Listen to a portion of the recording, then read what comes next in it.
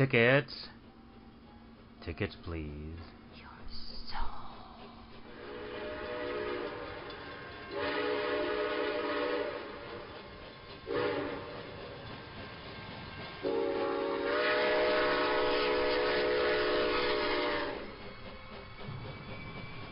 Step inside, take a ride upon the Terror Train. All aboard, be fair warned, these rails house fear and pain. Find a seat, don't mind the heat, just pray the lights stay on. Upon these rails, these bloody rails, in darkness lies no dawn. Yes, step inside, come crawl or glide, with us you shall remain. Upon this ride, this hellish ride, we call the Terror Train.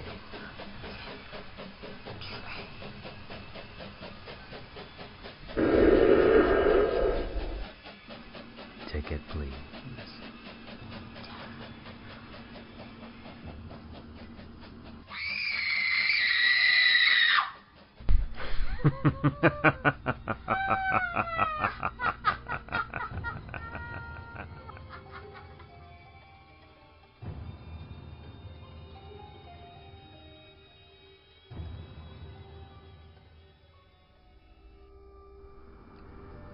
James Ward Kirk Publications presents Terror Train, Episode 103, Greece. Welcome aboard. Welcome to my home.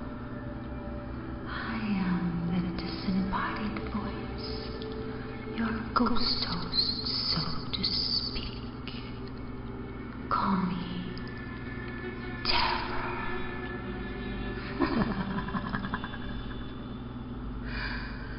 Welcome to my train. Be you dead, undead, or of the living.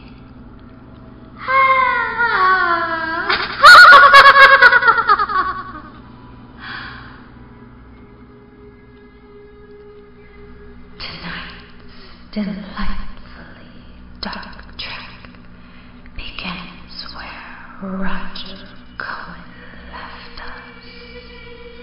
Greece.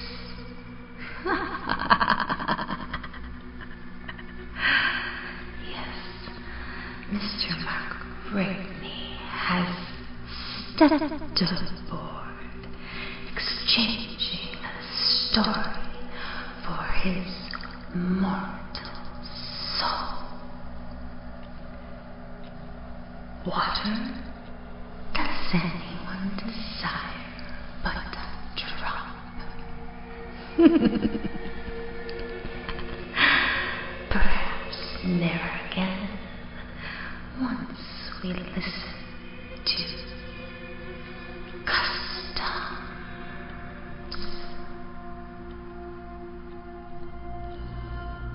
Ticket, please.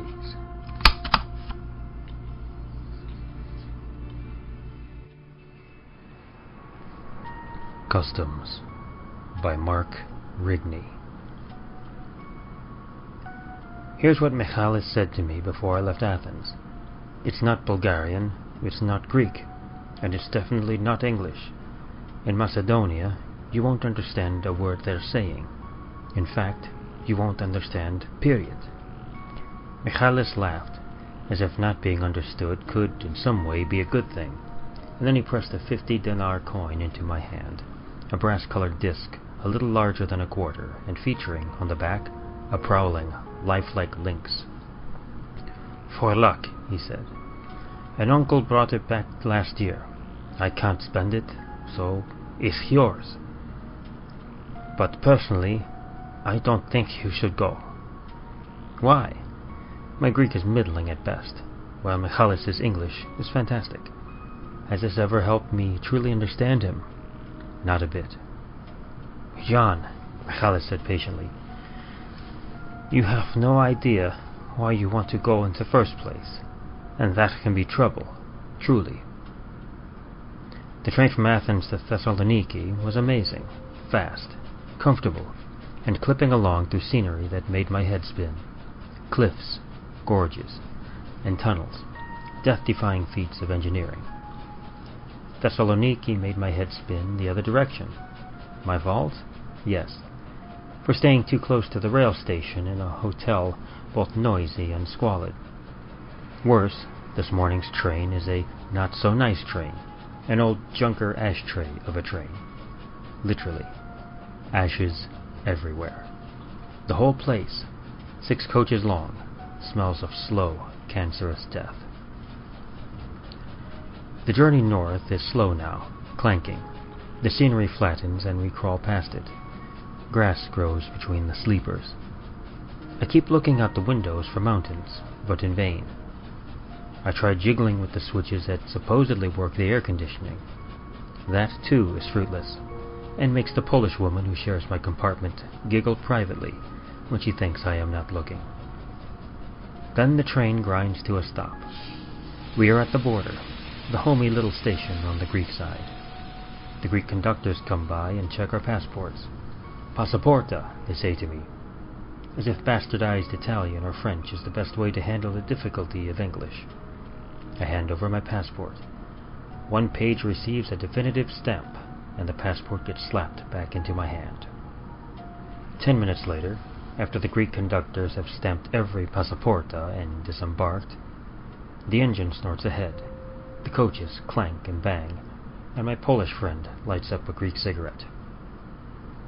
"Next one takes long," she says. She knows I don't speak Polish, and she doesn't speak Greek. English, her version, will have to do. "How long?" I say. She shrugs, folds herself tighter into her corner seat by the window. The smoke drifts out of her nostrils and curls its way outside, as if pulling her soul out with it. I resign myself to a long day's train ride. It's less than a mile between the Greek side of the border and the Macedonian side, but the scenery could not have been more different. Here the station is dilapidated, the plaster peeling, the reddish wood roof in obvious need of repair. The old clock lacks an hour hand. When the customs police come out, looking disheveled and possibly drunk, they straighten their uniforms as if they'd only just hauled them on, perhaps after sex or a brawl. They do not bother with entering the train. They merely walk up to the windows, one at a time, and bark out orders of which I understand, as Michalis promised, not a word. The gist, however, is clear. I hand my passport through the window. So does the Polish woman. The customs officers take the collected passports and disappear back into their station building office. The wait begins, and this time it is more than a little unnerving. Separated from our passports, the little booklets that legitimize us, that make us official, human, and real. The Polish woman is 22. When she first got on, I thought she was 30. Hard-living Poland.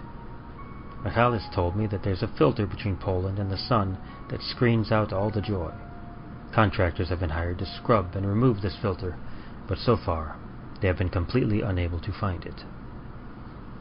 We wait for an hour. We spend the time reading glossy magazines, diverting but empty-headed drivel. No wonder we don't talk. Our brains are filled with gloss. Passengers sometimes walk past us down the corridor.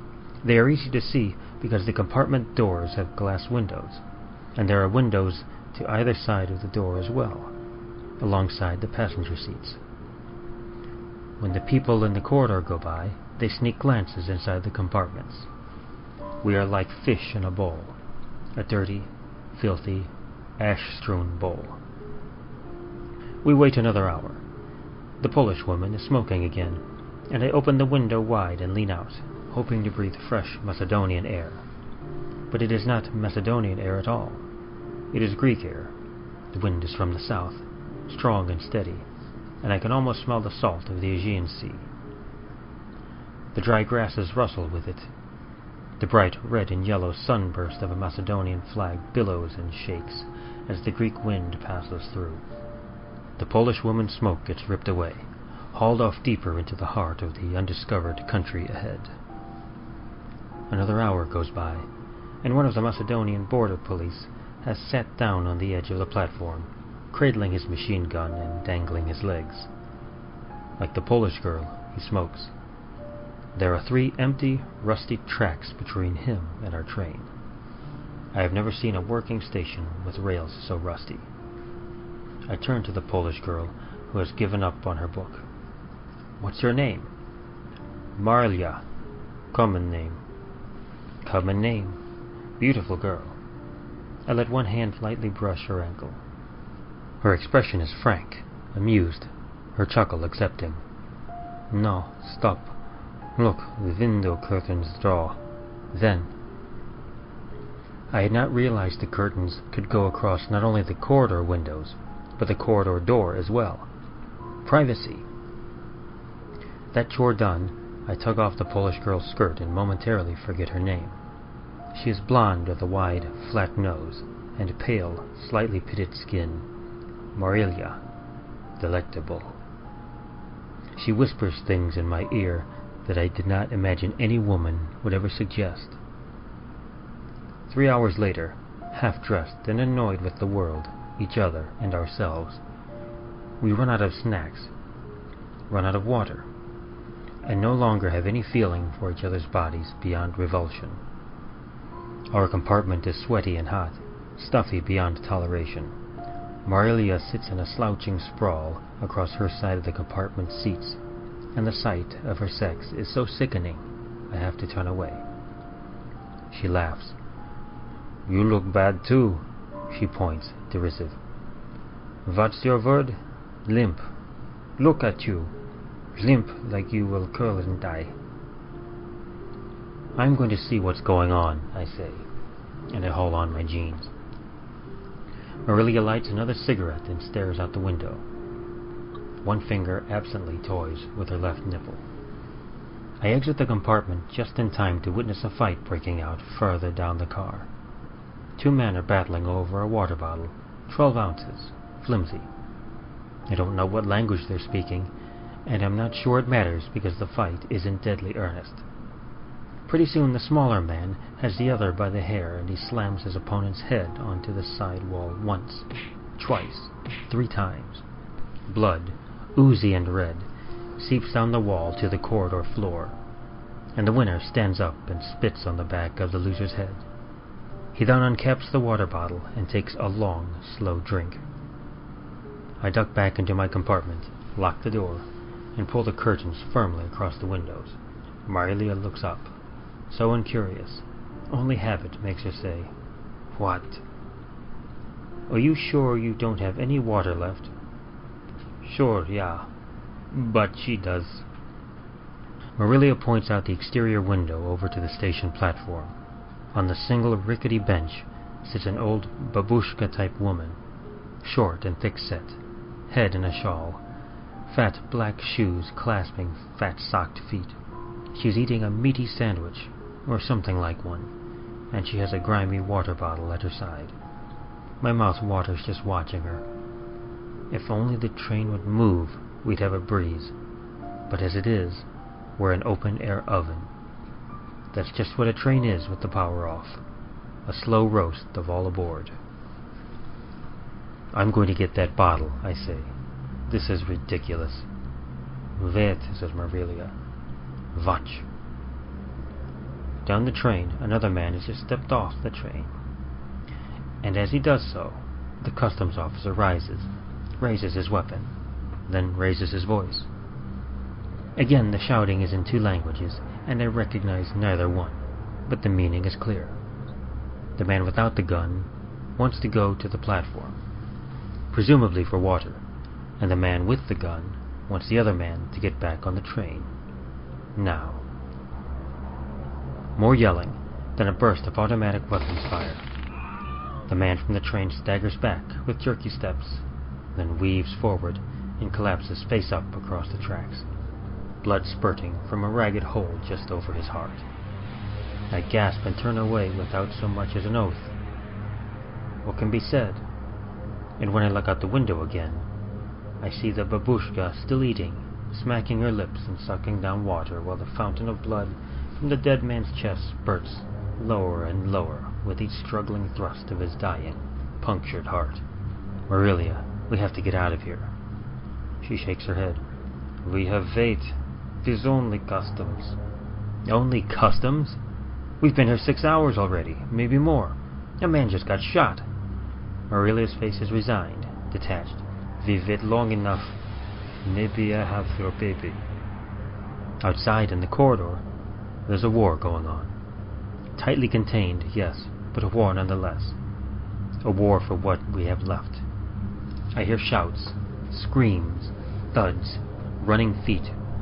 Then the train itself jerks, heaves and bucks. We're moving.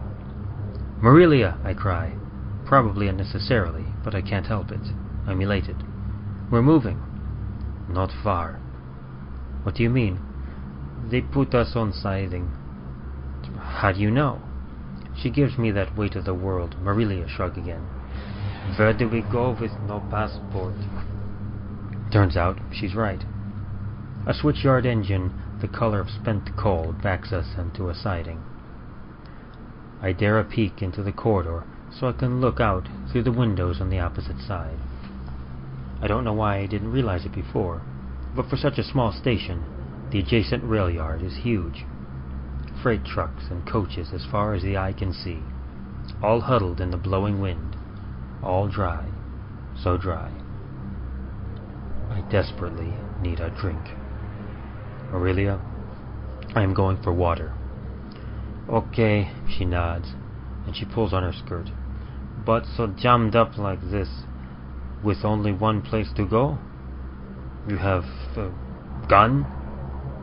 "Are you kidding?" "No. I have butter knife and spoon." I take the spoon. It's beyond absurd, but I feel armed holding it. I feel dangerous. I will get water with this spoon. With this spoon, I can get anything.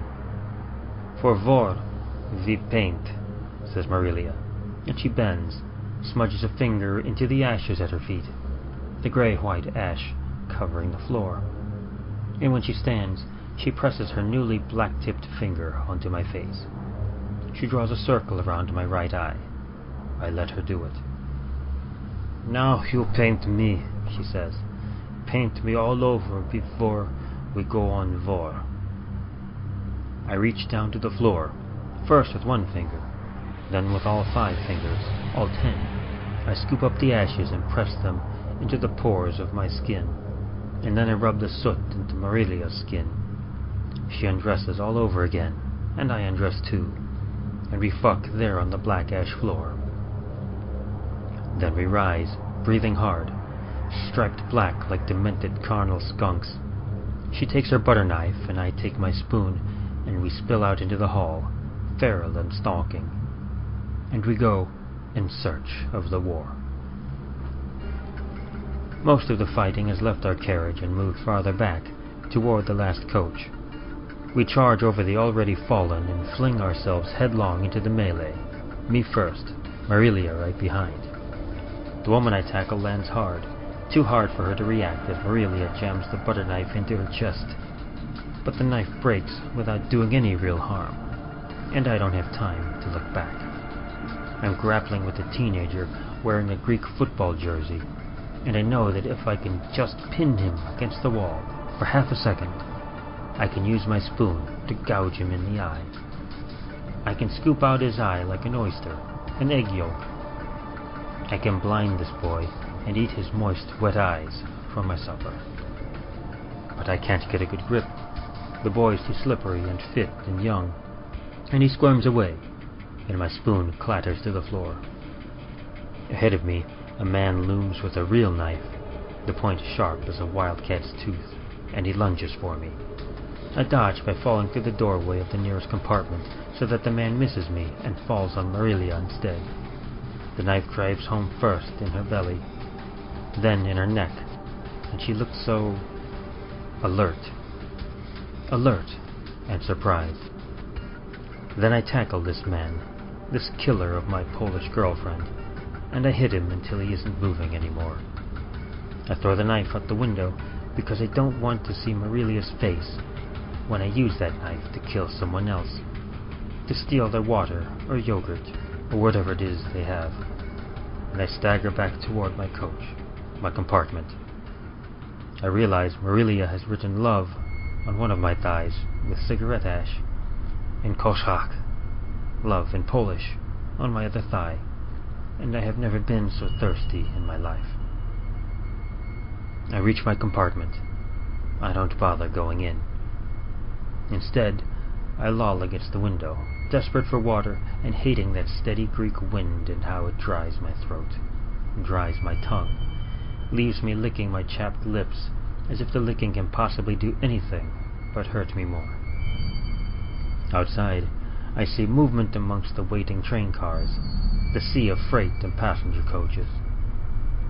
The many other waiting travelers, most hanging out the windows just like me, eyes sunken, tongues engorged, all keep an eye on the steady march of a single lynx that's padding through the rail yard, carrying in its jaws a dead or dying mouse.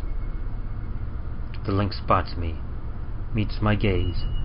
Its eyes burn with yellow-green fever fire, steady, perfect, deadly, and cold, and as I watch, the lynx gets a gulping better grip on the mouse in its jaws and hurries away.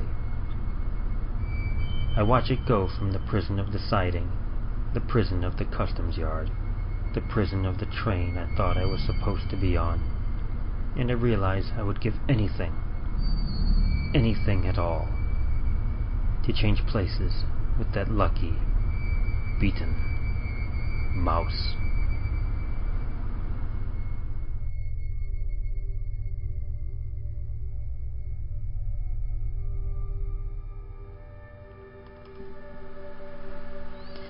As Mark takes his permanent seat beside those lost and bloody souls,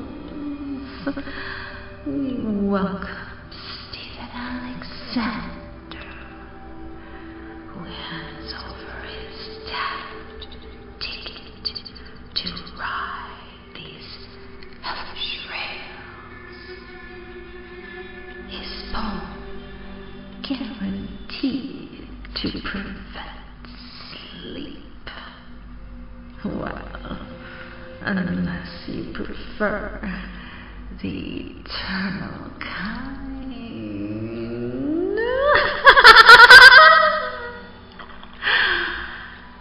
Sit back and prepare for Stephen Alexander's night train.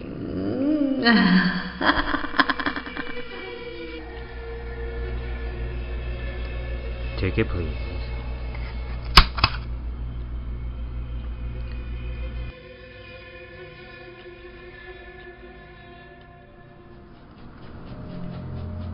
Night Train by Stephen Alexander. Night train roars like a bludgeon killer, breaking cover to deliver brutal skull-cracking blows.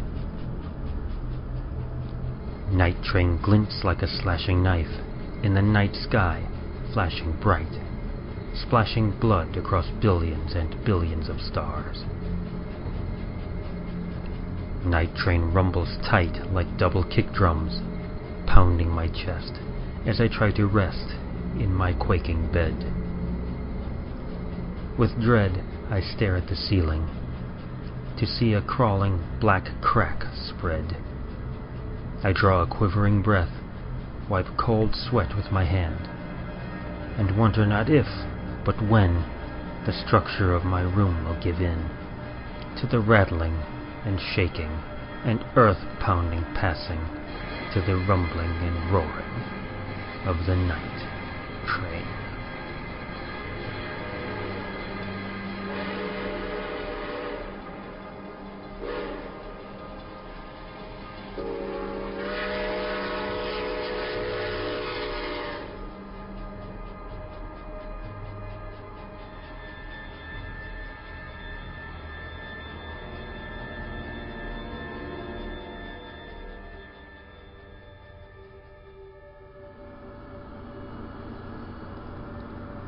Yes, our guests have taken their permanent seats. From New York to time infinite. Are you ready to join them? Perhaps another story will lure you. Choose a car, any car, for the time we had a permanent guest, as they tell their tales of horror at its best. Come, join me.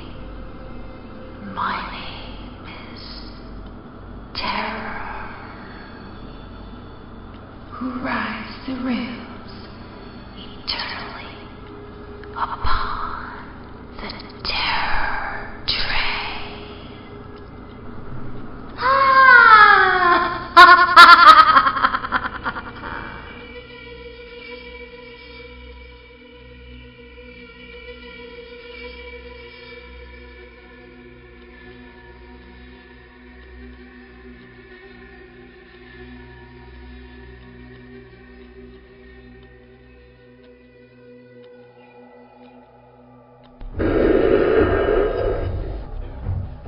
Survived this trek?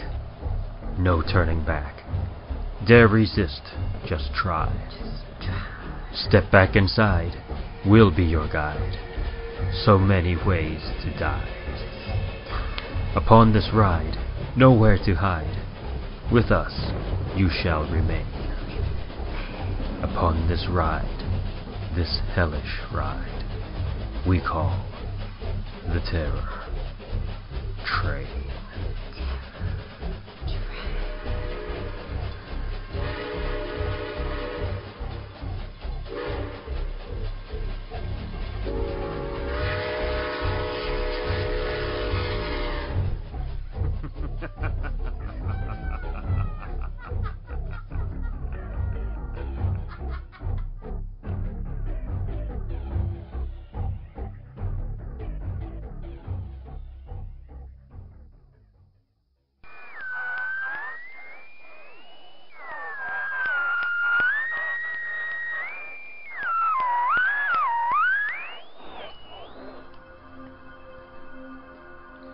Terror Train Podcast, Episode 103, Greece.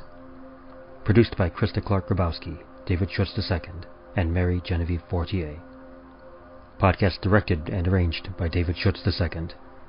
The conductor, your narrator, was created by and played by David Schutz II. Terror, the disembodied voice, was created by and played by Mary Genevieve Fortier. Terror Train Podcast opening and closing poems written by Mary Genevieve Fortier. Host segment dialogue for Terror, the disembodied voice, written by Mary Genevieve Fortier. Production music, The House of Leaves, Chase Pulse, The Hive, and The Voices by Kevin MacLeod, Incompetech.com. Featured works, Customs, written by Mark Rigney. Production music, Veins, Colorless Aura, Blue Sizzle, Controlled Chaos, and Anxiety by Kevin MacLeod, Incompetech.com. Night Train, written by Stephen Alexander. Production music, Decay by Kevin MacLeod, Incompetech.com. Additional sound effects by AudioSoundClips.com. Podcast program edited by David Schutz II.